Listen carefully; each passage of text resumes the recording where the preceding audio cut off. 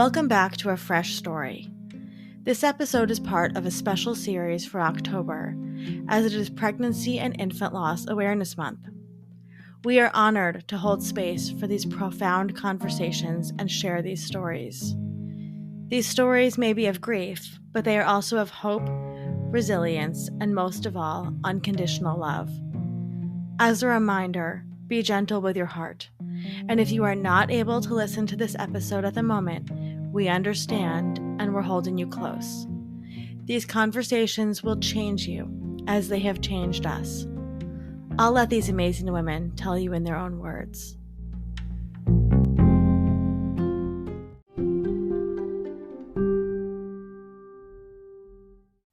It's no surprise that here at Fresh Starts, we're all about seeking answers and support from experts. And when it came to the topic of miscarriage, I was specifically curious about why we don't talk about miscarriage, especially because it's kind of common. So I sought out some experts and had a conversation with them. I asked them all the same question. Why are we not talking about miscarriage if it is so common? And how common is miscarriage? Take a listen to their words and see why they think we're not talking about miscarriage, even though it's incredibly common.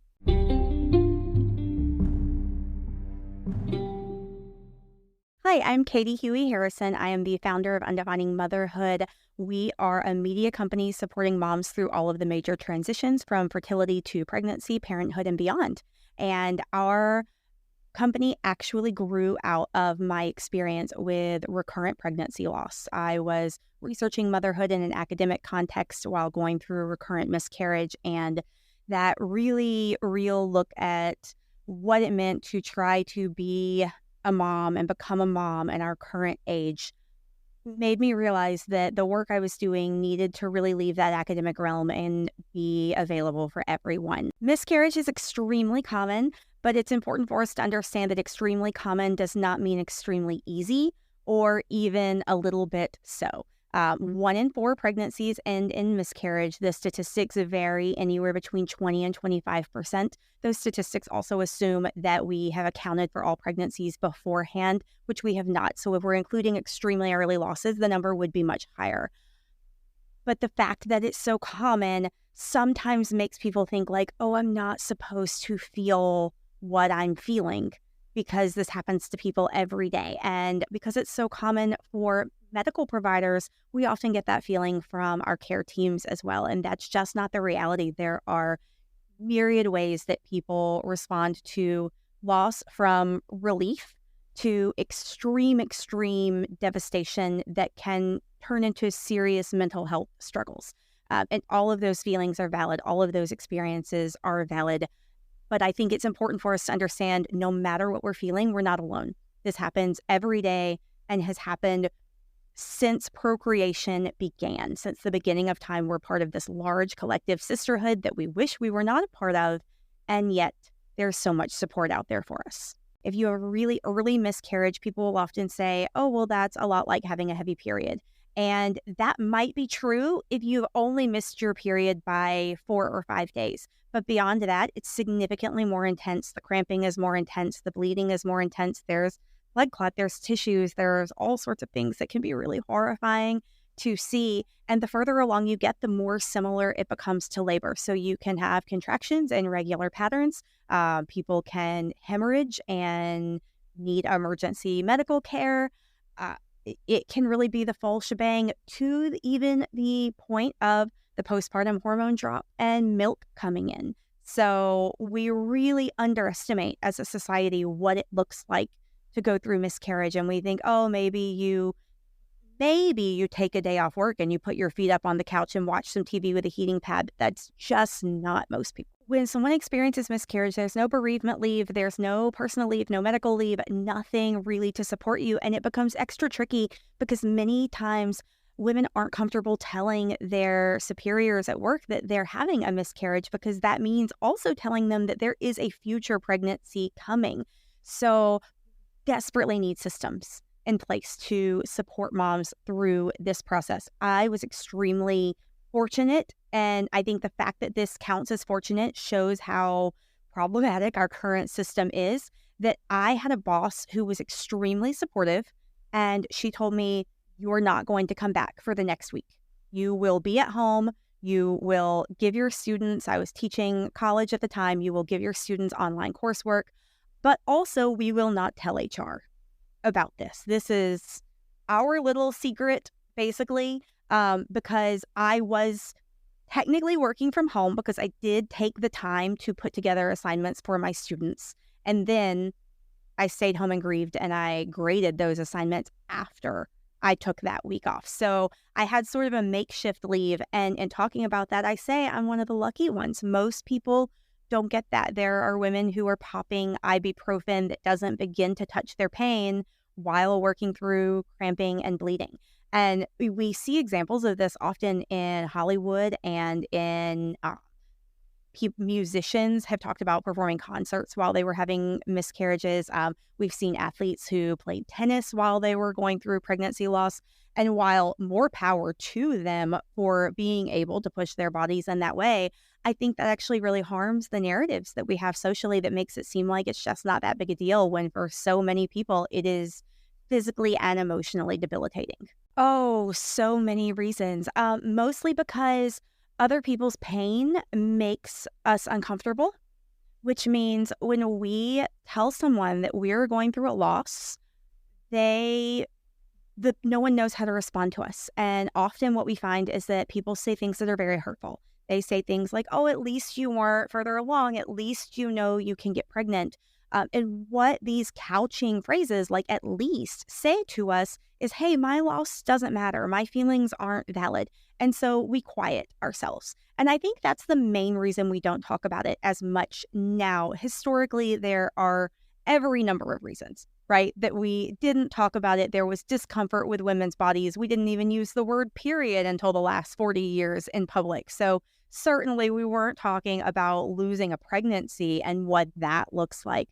I think there are many, many reasons historically, but I think, in the current day, we have a lot of big voices who have been coming out, who have been speaking up, who have been trying to normalize these conversations. And what I find within my community at Undefining Motherhood is that the moms who stay silent either stay silent because they're truly introverted people and they don't want to talk about it. And that is a completely valid way to feel. There's no reason to share if it doesn't feel genuine and appropriate and supportive to you to share. But for a lot of them, it's actually that they want to share, but they're afraid of what they're going to hear.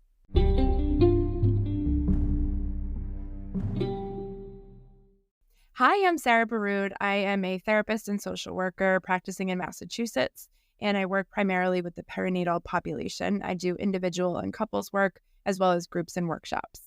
I think there's so many reasons for this, unfortunately. Anything in our culture that has a negative connotation, people shy away from it. They're nervous to talk about it. They might not know the right words to say. They don't know how to be around someone who's experienced a loss. So it's really important that we just speak about these things, especially miscarriage, as often as we can. When people feel comfortable sharing their stories, it really shines a light for those that will come after them. It's not always easy for people to share, but as a professional, I like to make space for people to share and to reduce that stigma that, about 10 to 20% of pregnancies will end in a miscarriage. So it is very common, about 1 in 5 people. There's no reason that we should not be talking about this more frequently.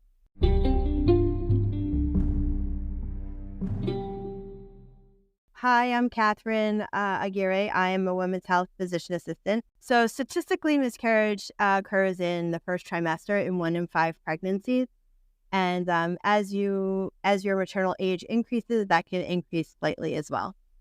Certain genetic conditions that people have can increase their risk of miscarriage in general, but the basic statistic is 1 in 5.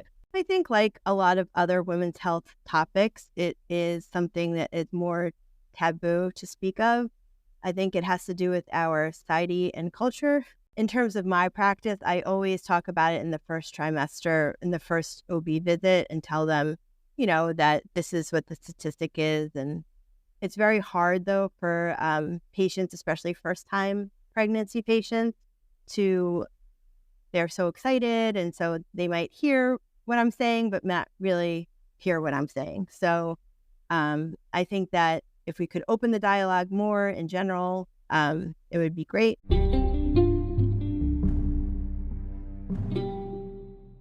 I'm Emily Party. I run Ready Nest Counseling here in Nashville, Tennessee. We specialize in helping those walking through the life phases of pregnancy, postpartum, infertility, loss, and early parenting. Yeah, miscarriage happens to about 1 in 4 pregnancies. And so it's, whether that is before 20 weeks is kind of the timeline of what's considered a miscarriage and what's considered a late-term loss or stillbirth. That's the difference. Is most hospitals would say that's prior to 20 weeks. And it's so incredibly common, and yet you're correct. We don't talk about it a lot of times because one of the social norms we have in America is to not even announce your pregnancy until 12 weeks. That is one thing that socially we've decided for whatever reason we don't say that, and so a lot of the losses that are prior to 12 weeks, which is the majority of them, it is don't see, don't tell, don't talk, don't ask, and move on. And so it's incredibly dismissed. And there's a lot of women suffering in silence we also don't support them corporately or in their jobs. And so there's so many reasons that they're scared to take time off. They're scared to disclose that I am trying to get pregnant or I was pregnant. And so that's in question. So there's just a lot of insecurity around it, not to mention people don't know what to say, right? That even if they do share, if they do post, we have a lack of resources for what to say and what not to say. And so there's so many platitudes that are possibly well-intended, I think most of the time well-intended, but are actually causing harm and are very insensitive, which then gives the message that you shouldn't have said anything in the first place. And so then more and more people stay silent. It's so private, and I always try to tell clients, there's a difference between private and secret. Secret demands shame, right? That you have something that you shouldn't be able to disclose. And private means you're actually empowered to decide for yourself whether you'd like to share or not. And so there's nothing wrong with keeping that private if there is a journey that you're walking through. But that doesn't mean, private doesn't mean not supported. It actually means like privately supported in the way that you want and the way that you specifically need. And so we need to be able to provide resources that isn't necessarily saying you have to overshare in order to get the help you need. It's just, where do you go to get the help you need? It's hard to find, right? It's one of the reasons I started Ready Nest Counseling, that we want to be able to welcome losses of all journeys. Sometimes that's even what we call kind of an intangible loss, that like if you're struggling with infertility, that isn't going to get sympathy. It's not going to get recognized I haven't even been pregnant yet, right? And so a lot of women fall in that category of loss that isn't even recognized as a loss, right? So that's another hurdle. But it is so isolating. And, there's some books and journals out there, but at Ready Nest, one of our things is to be able to offer a free loss group, and to be able to, we offer an online resource that on readynestonline.com that is just a free, quick training for sensitivity of how to talk to lost parents. And it really is just kind of for anyone. You have to be a clinician. You could be, a sister of somebody who went through a miscarriage, a parent, a grandparent, maybe you're a nurse and you just witnessed your first, something in the medical setting that was, you didn't know how to handle or what to say or what not to say. So there's just, we have to talk about it. I mean, things like this about getting the word out, starting with the questions and not needing the answers so much as just being able to say, like, this matters and I want to be able to talk about it is the most important thing. And we really undervalue just being, like just showing up and not having the answers. And I'm just a big believer that grief is not something that needs fixing. And we don't grieve well in America. We don't, we kind of are like, all right, wrap it up. Let's go, move on. This is getting uncomfortable, and instead to really welcome that discomfort as part of the growing process of the human experience, and to be able to say, this matters and it doesn't need to go away. And it's not a problem that needs solving. It's just an experience that needs to be able to be shared. Pain is pain, that one of the things you really should never say, start a sentence with at least ... It's like, and at least you were only 8 weeks along, it's like, nope, like, at least you got to hold your baby, it's nope, like anything like that is like off limits, right? So that's a pretty clear indicator that you're trying to comfort yourself more than the other person. And a lot of times it is painful. If you were watching a friend go through that, recognize that you have your own experience in that, but it is not their responsibility to comfort you in any way. I just want to encourage people to not shy away, that the most common misconception when it comes to grief, especially surrounding pregnancy loss and infant loss, is if I say something, I will make them sadder. If I mention it, I will bring it up and make them more sad, and I will make it worse, basically. And I can't tell you enough how opposite it is, that it is okay. Like, they are already grieving. There is not an hour that goes by that they aren't in it, thinking about it, aware of it. You can't possibly make it sadder, So by being able to just be present and not wince at the baby's name, or, and just being welcoming and compassionate, and really saving your questions for another person supporting you, not for the primary grievers. I think sometimes people get a little fascinated with the drama of a story, and we all love a good story, but this is a human and a human's life, and it is more than the details. And so to be able to save any questions of interest, and to be okay with, like, I know whatever they tell me. I don't need to know any more than that.